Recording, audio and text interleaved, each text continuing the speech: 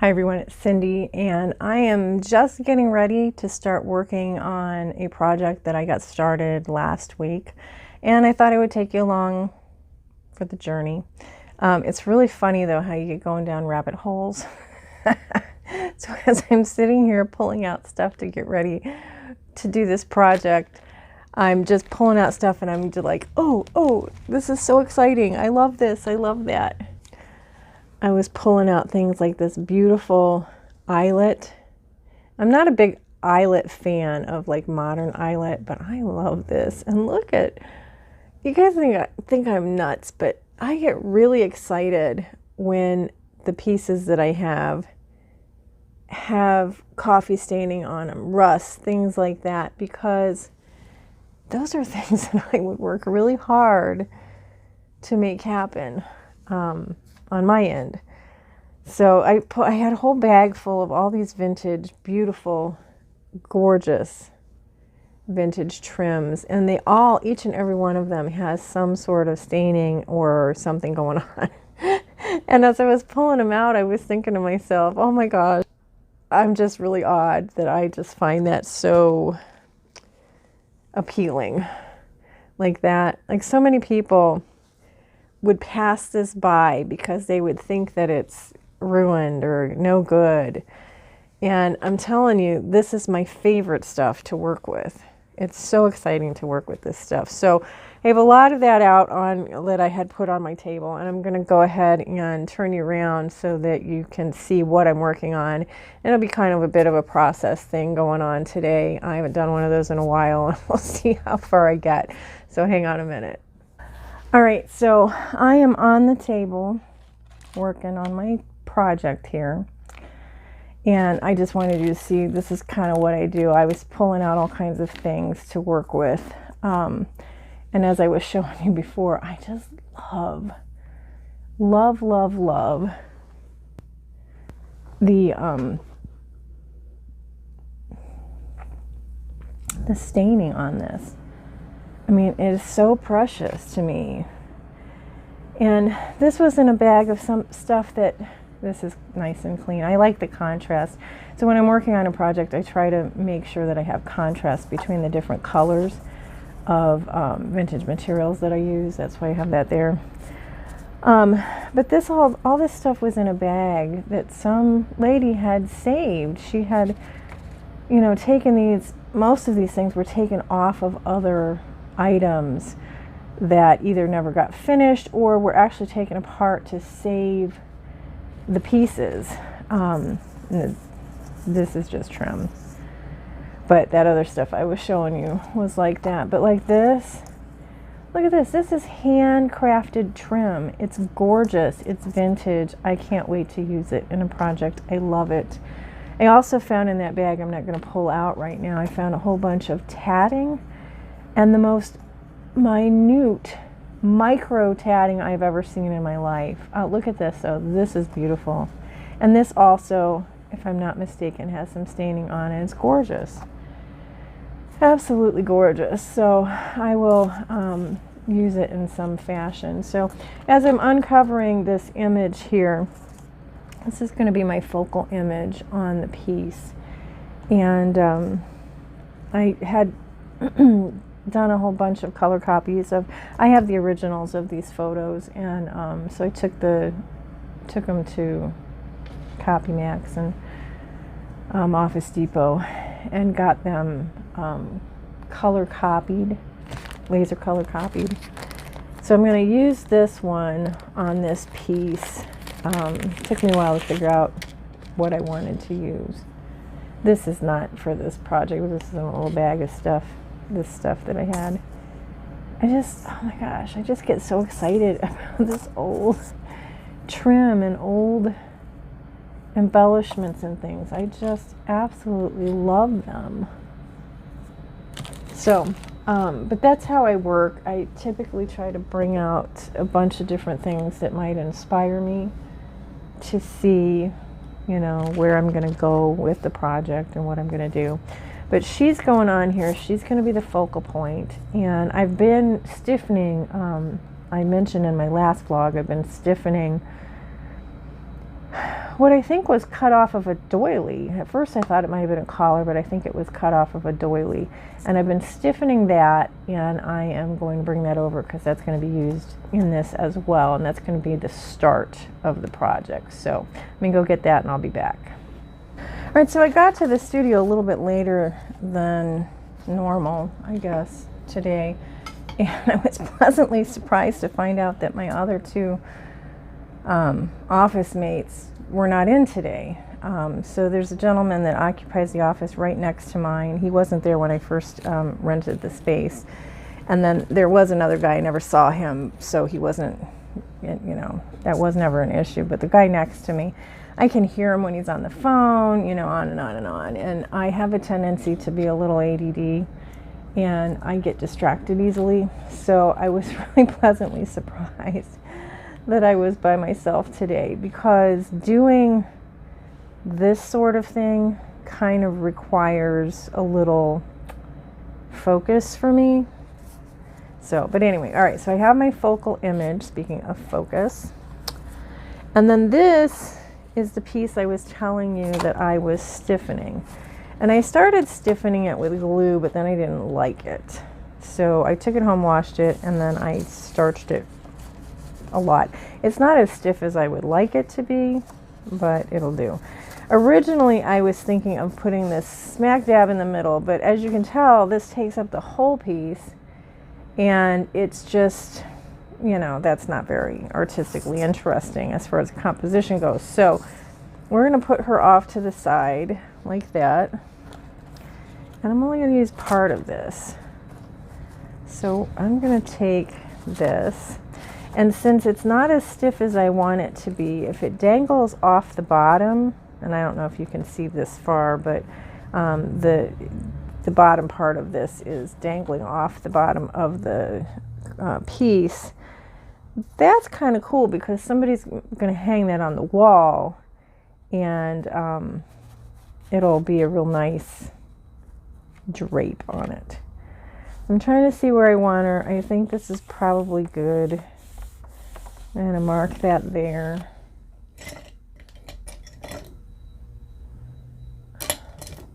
Okay. And I'm going to trim her up a little bit.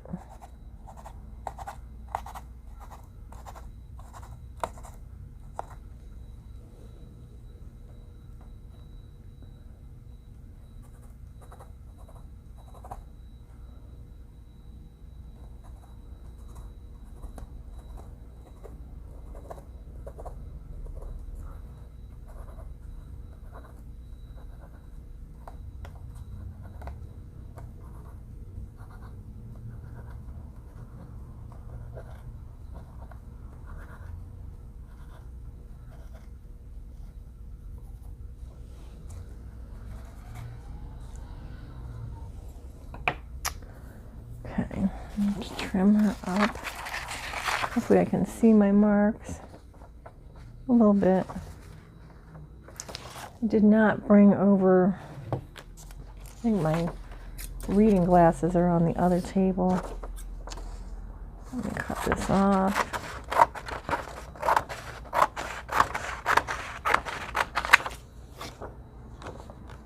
Now most of this is going to get hidden under other layers of stuff. So it didn't have to be too careful.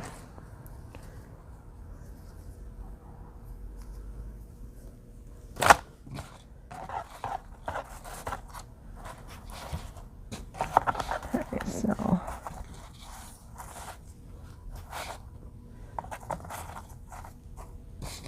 I want that like that. Yep, I'm pretty sure that's how I want it. I'm going to glue her down. Mark just in case I screw up and forget where she goes. Again, it doesn't matter a whole lot, but I am going to give it a shot. So I'm going to use this. Oh, is this what I'm going to use? No, I'm going to use matte gel, which I need more of. I don't think I have any more at home. That aside.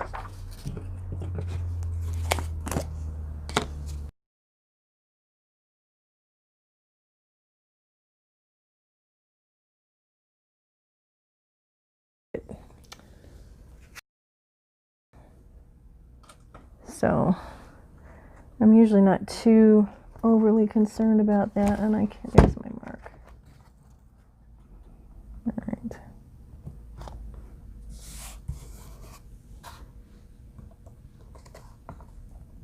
Let's put this back where you can see it.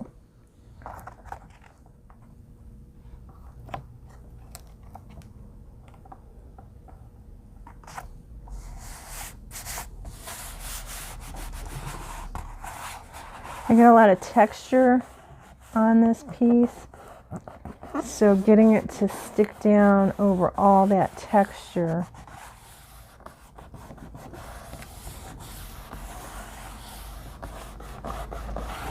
is important.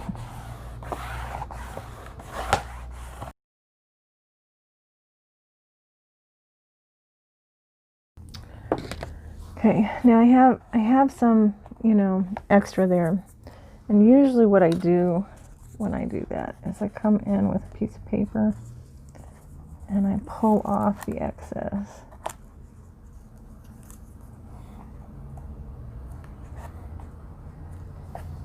And then I can take that and put it, if I find any other areas that need some,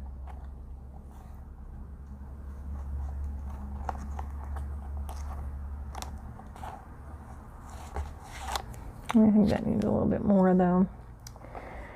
Okay.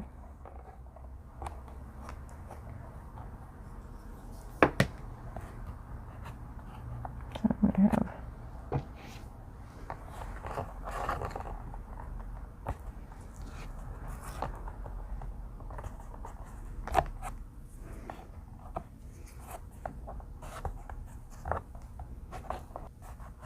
now, the edges of this are going to be underneath my trim, but I don't like to leave anything loose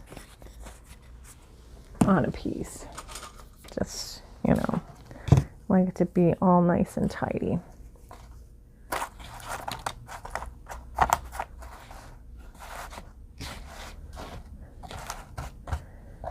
So this is how we're going to put it down. And when I'm putting down a large piece like this, I brought this home from home. And it's stuff that I've already used in the past. So I'm hoping to use it. I think I told you guys when I opened my other one. I know I have an open one, and because I didn't want to open it, it dries out, and I'm so disappointed that when I was gathering stuff at home to bring to the studio, just like a couple days ago, I discovered my favorite gesso, which I bought a huge tub of. Oh, and see, it dries out, and then you're stuck with, it's not exactly the cheapest stuff in the world either, so I'm kind of sad about that. But I do have another one that's good. Anyway, my huge tub of the gesso that I love, it was from a craft store here in Ohio called Pat Catan's. It was their brand, their Doris brand, and it had dried out. Well, actually not completely dried out. It had gotten moldy. That was the biggest thing. And so I was really disappointed about that because I just love it. It's the best gesso that I have come across. And why do I love it so much? I love it because it covered. It was opaque when you would use it. It covered really nicely.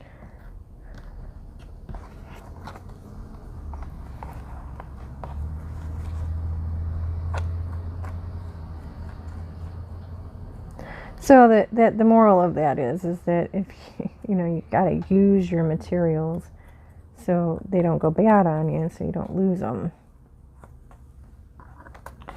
Which, I don't know if any of you are like this too. Sometimes I have a tendency to hoard my supplies, not just, I mean, the staples I use often, but I'm talking like if I get some really cool supply, and that usually winds up being a supply like a vintage item or something that I just think is so cool and irreplaceable that I'm afraid to use it.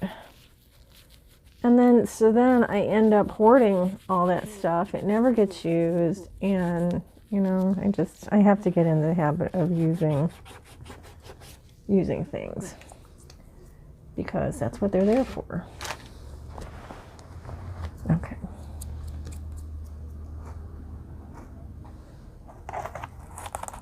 Let's do it this way.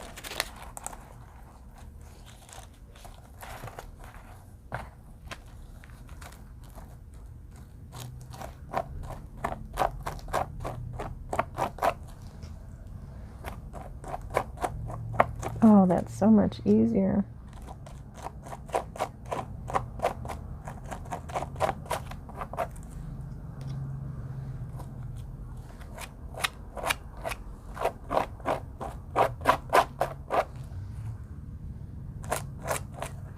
Hope you guys can see this down here at the end where I'm working. If not, I will be cutting out a lot. Okay. The plastic only goes to here. So, well, it doesn't matter where I move it to, now it's stuck. Because I originally only planned to do this part with the holes.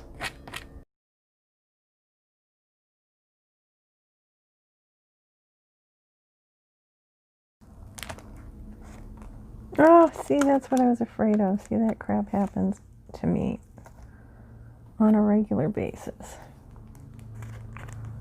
We're going to have to figure out how we're going to deal with that.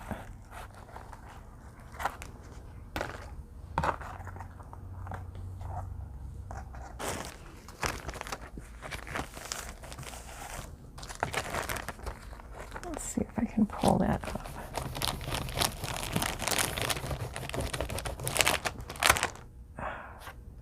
No, I pulled up a piece of her dress. Oh, gosh darn it.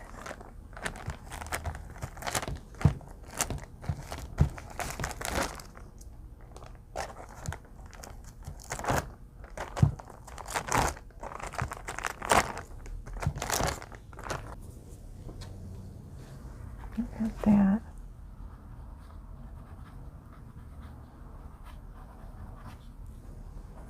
Oh, I got two of them. Alright, that's not going to work. We're going to have to figure out a fix for that. Because I wouldn't buy it like that.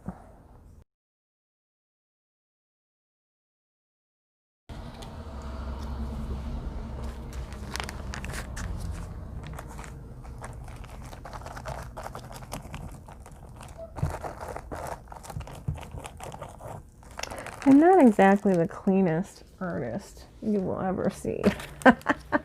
Or the neatest artist. At least I have the wipes hanging out. Okay, there's some texture underneath there. I may have to decorate. My mind is going around different ways I can fix this.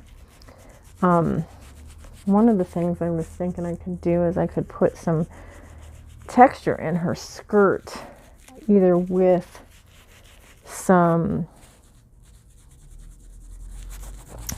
tissue paper, like up here, or by stenciling on top of it in the small dots pattern that I have. I could do that in a dark brown or even black if I wanted to pop the contrast. So here's the thing in art, and you'll hear me say this often, and I've mentioned in the past videos about how I used to tell my students, my younger students, probably my adult students too, that when you make a mistake, you have a couple of options. One, you can try to fix it if it's something that really is, integral to your piece and you really want to make that, it needs to be fixed. You can try to fix it. 2, if you can't fix it, then what you can try to do is you can try to make it fit in with the rest of your piece. You can cover it up. You can mask it, in other words. So fix it, mask it. Or if you can't do any of those things, then the last option is, pretend that that's what you intended to do.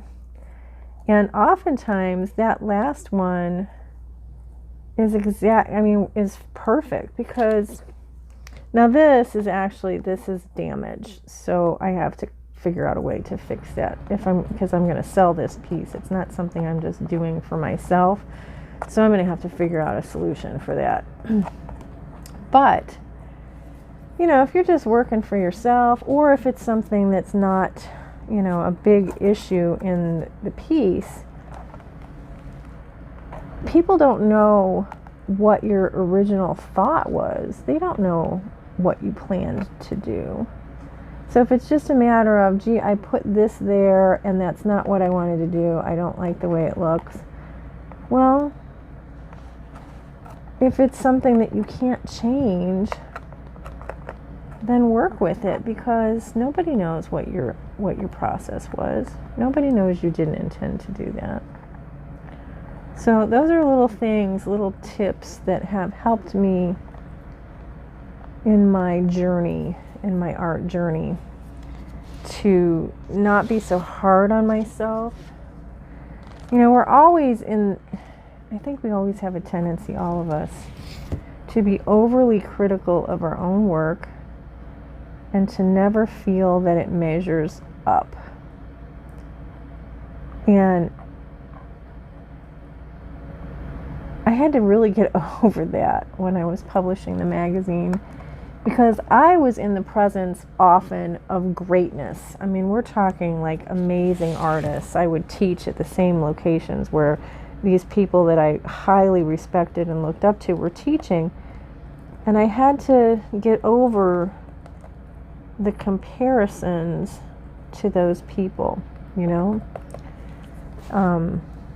It's something we all have to deal with in life, is recognizing that, we have something to offer as well. It may not be precisely what somebody else does, but that's just it. We all have something to offer, and everybody likes something different. So your style, your artwork may appeal to somebody that one of these people that you really admire, that their artwork would not. Does that make sense?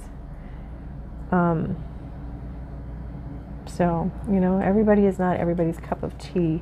And I think I got that comment from somebody that I know on YouTube. If you like vintage and all that sort of stuff, I'm pretty sure it's from Sarah at Thrift You. I think that was her quote. Everybody is not everybody else's cup of tea.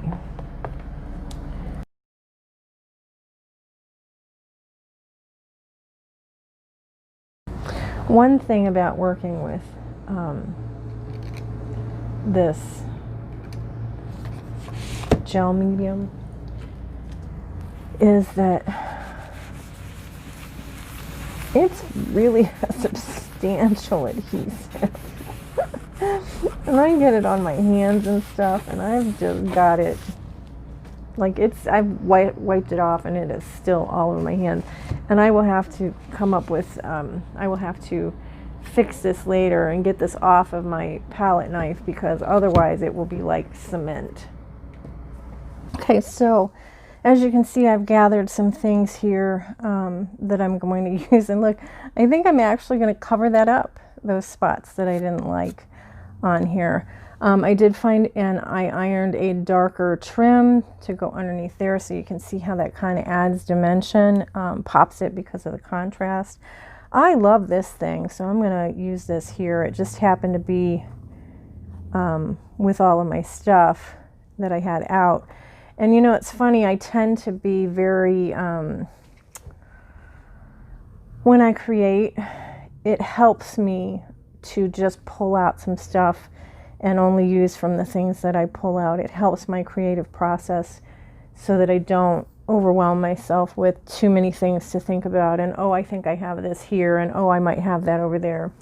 So anyways, I kind of like this layout, and I pulled these out as well. I'm going to cut the little individual things out and to use as flower centers there, so there's just enough contrast there that I like that. And then I'm going to put a button probably in the center of them, like that. So we have another little vintage element going on. I still haven't quite figured out what I'm going to do around here, but that's where we're at this point. I do have to clean up here pretty soon. I should take a picture of my workspace. I'm actually going to turn you around so I can talk to you. Hang on a second.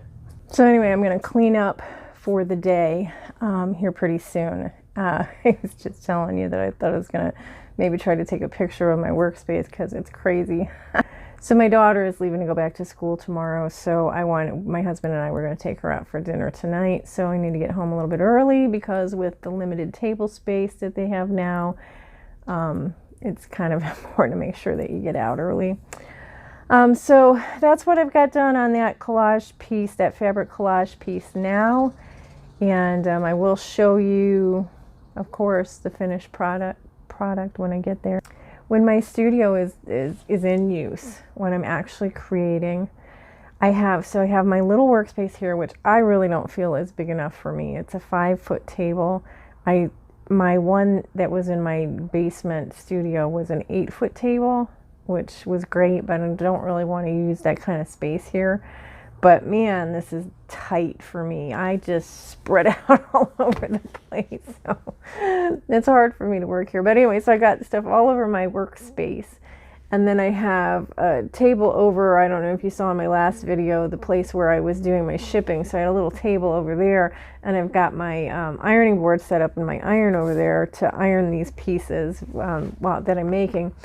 And I keep thinking, you know, of course, eventually the goal is to have people come to the studio to buy things.